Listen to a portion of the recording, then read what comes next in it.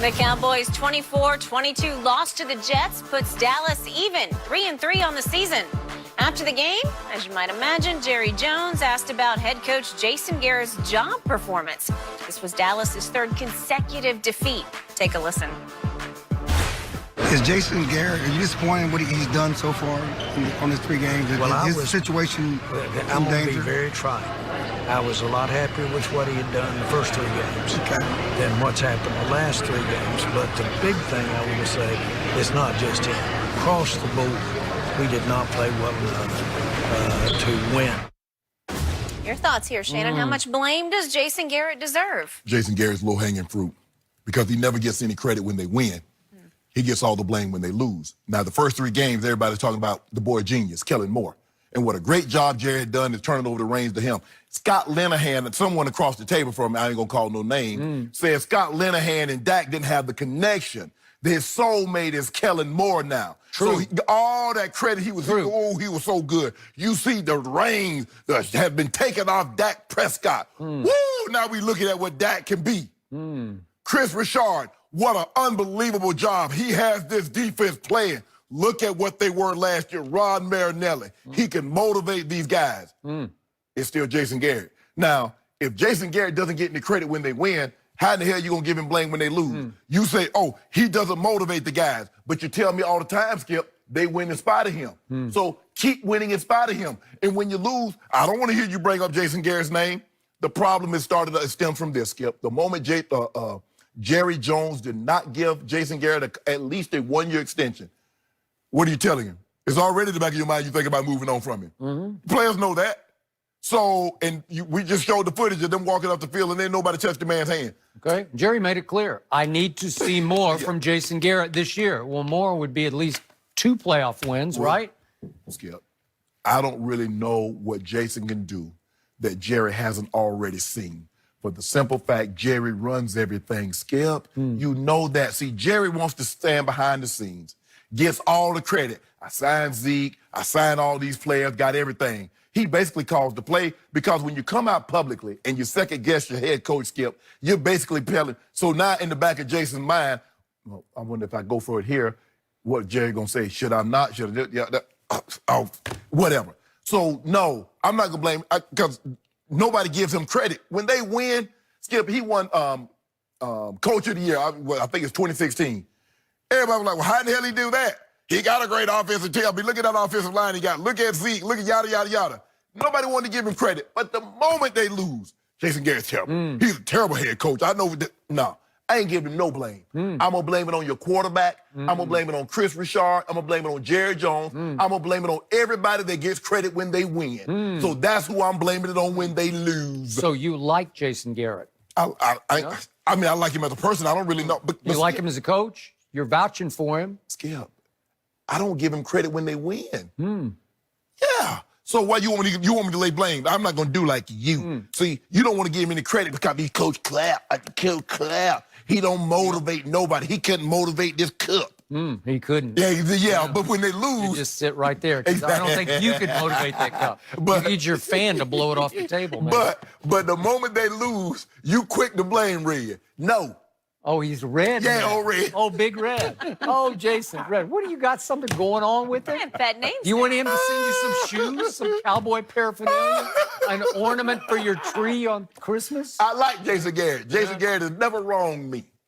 I like him too. Never wronged me. I covered him when he was a player, when he was the backup quarterback to Troy Aikman. He's really a great guy. Yeah. And he's a mediocre football coach, and he's a lousy motivator, and he always has been. And they have won, I've said it 1,000 times on this show, won in spite of him. But when they lose 2 in a row and they need somebody to light a fire, he is incapable of lighting a pregame fire. So they come out and lay another egg because they're lifeless, they're deadheaded, they're uninspired, they're without energy and urgency at kickoff. And that's some on the offense and all on the defense. The So who defense coaches was defense? not. Well, he's the head coach of the football team. I'm talking about getting units ready to play. You got to get both of them ready to play. and you got to explain what's about to happen, what's about to hit you in the mouth. And they were not ready to play until it was too late again. They almost pulled it out, but not quite. And the defense did lock in the second half and take it up a notch, but it was too late.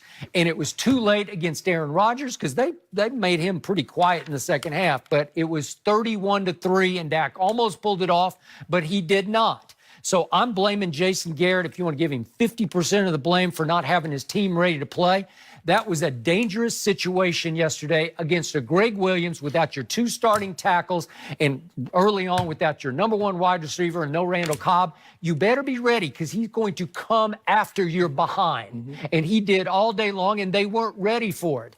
And all I know is when it comes to play calling, I'm watching TV, and all I have is my TV, but it sure looks like Jason Garrett's talking a lot when Kellen Moore should be talking when the play's about to be called. So I don't know what's going on. We ain't got no play sheet. I don't know. Maybe I don't know what's happening. But Tony Romo was very specific about this yesterday. He said this is starting to resemble Jason Garrett's offense. That was his big push yesterday on CBS.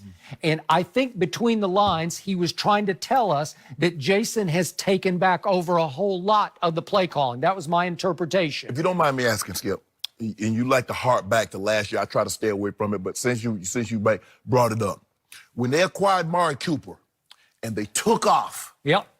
and they were 3-5, and they took off and they won all those games in a row, and they end up winning the division. Killed you. If you don't mind me asking, Cost you a bunch of Mountain Dew. cost me a bunch of Mountain Dew. Cost me like 20 cases of Mountain Dew. Yeah.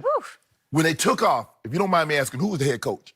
Jason Garrett. What do I always tell you? They win in spite of. Okay, then. But they need the circumstance to motivate them. Okay, they got it. The circumstance is 3-5, and they stink it up on Monday Night Football. I called it the all-time debacle of a disaster. That was Marcus Mariota, who got benched yesterday, lighting up my team at home on Monday Night Football. Marcus Mariota did that. I saw him. He was god awful, too. He should have been benched a lot earlier.